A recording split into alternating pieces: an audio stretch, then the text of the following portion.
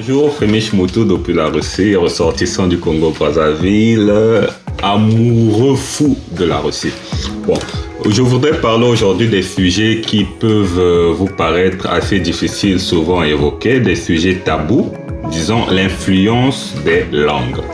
Qu'est-ce que c'est l'influence des langues? Vous savez, comme une personne décide d'apprendre une langue, la personne épouse la culture des peuples à qui appartient la langue. Donc je m'explique.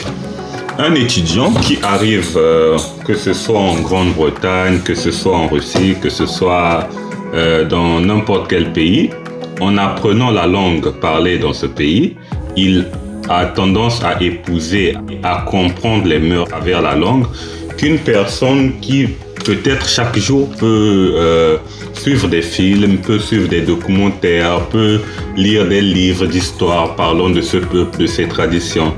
La personne qui ne connaît pas la langue ne peut pas comprendre toutes les nuances, vous savez, que véhicule la culture. Donc, apprendre une langue, promouvoir sa langue est très important pour promouvoir aussi sa culture, ses traditions, disons, et mieux vous faire connaître dans le monde qui nous entoure. Et pour cela, je voudrais mettre l'accent sur les langues africaines. Vous savez que aujourd'hui, vu la concurrence peut-être sur le plan touristique, sur le plan économique, mondial, politique et autres, on nous fait croire que peut-être l'Afrique, écoutez, bon, l'Afrique n'a pas de langue, ce sont que des dialectes, des langues qui n'ont aucune influence.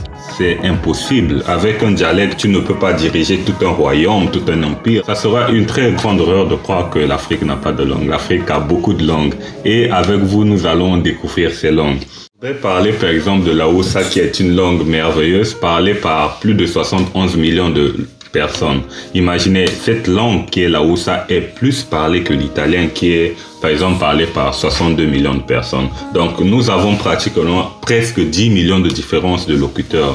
Et c'est pas peut-être pour dénigrer l'italien, parce que moi j'adore l'Italie, j'adore l'italien et c'est un peu très, très formidable. Ils sont très chaleureux, très intenses, très émotifs. Bref.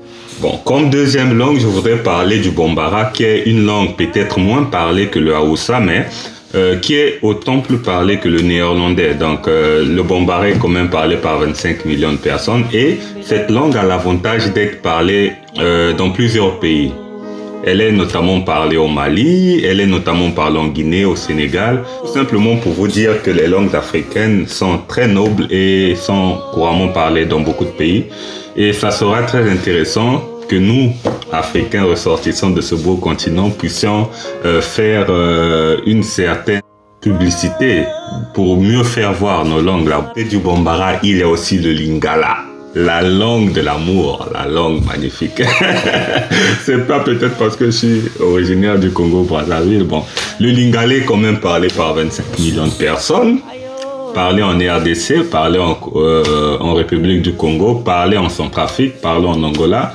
Bref, le Lingala est une langue qui a fait la promotion du Congo à travers la musique, les chants en Lingala, des mélodies douces, la rumba congolaise qui a fait danser beaucoup de gens et qui continue à faire danser beaucoup de gens. On pourrait aussi parler de la langue africaine la plus parlée. Respect. Et oui, vous avez bien entendu, respect. Respect au Swahili. Le Swahili est la langue africaine la plus parlée. Le Swahili est plus parlé que l'allemand. L'allemand qui est la langue européenne la plus parlée de l'Union européenne. L'allemand est à 108 millions de personnes. Le Swahili est à 162 millions de personnes. Donc, le Swahili est non seulement parlé par beaucoup de personnes, mais aussi en termes de pays. Le Swahili est parlé dans plus de 10 pays africains. Le Swahili est notamment parlé en RDC, aux Comores, en Ouganda, au Kenya, en Tanzanie, au Rwanda.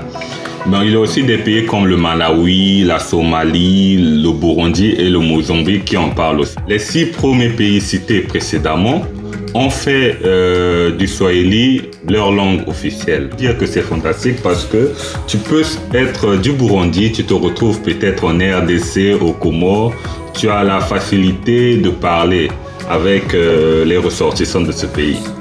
J'adore le Swahili, j'espère qu'un jour pouvoir apprendre cette magnifique langue.